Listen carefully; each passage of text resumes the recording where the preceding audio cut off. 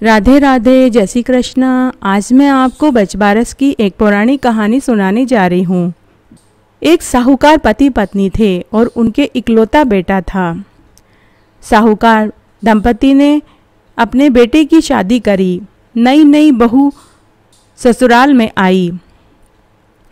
सासू रोज की तरह गाय चराने वन में जा रही थी तो उसने अपनी नई बहू से कहा कि बहू, आज बचबारस है, मैं वन में जा रही हूँ, तू गवालिया और मुंगालिया को उबालकर तैयार करके रख देना।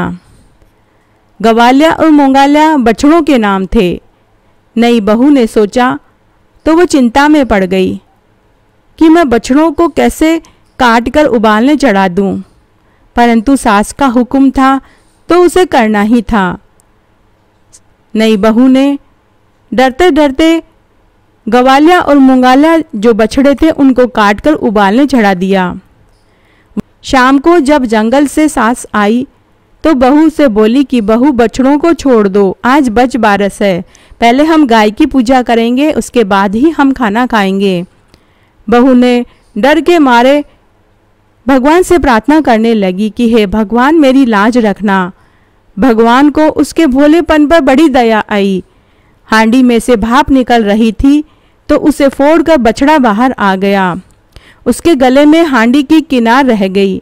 यह देखकर सासू ने पूछा कि बहू, ये क्या है? बहू बोली, सासू जी, आपने मुझे बोला कि गवालिया और मुंगालिया को उबालने चढ़ा दो, तो मैंने बछड़ों को समझा और मैंने उनको काटकर उबालने चढ़ा दिया, परंतु मैंने भगवान से प्रार्थना करी, भगवान ने मेरा सत रखा और इनको जीवित कर दिया। इसलिए उस दिन के बाद काटा हुआ कुछ भी पदार्थ नहीं खाते हैं, गेहूं और मूंग भी नहीं खाते हैं। उस दिन गाय और बछड़ों की पूजा करते हैं। सास ने बहू को गेहूं और मूंग उबालने के लिए कहा था, परंतु नई बहू अपनी सास का कहा हुआ नहीं समझ पाई और गलती से उसने गवालिया और मुंगालिया बछड़े जिनके नाम थे उनको उबालने के लिए चढ़ा दिया। लेकिन भगवान ने बहू का सत रखा। तो हे बचबारस माता, जैसे आपने नई बहू की लाज रखी वैसे सबकी रखना, कहने वाले की, सुनने वाले की और हुकारा भरने वाले की। घटती हो तो पूरी हो, पूरी हो तो परवान चढ़े, भूले बिसरे नाम तेरे भंडार में भरे। धन्यवाद।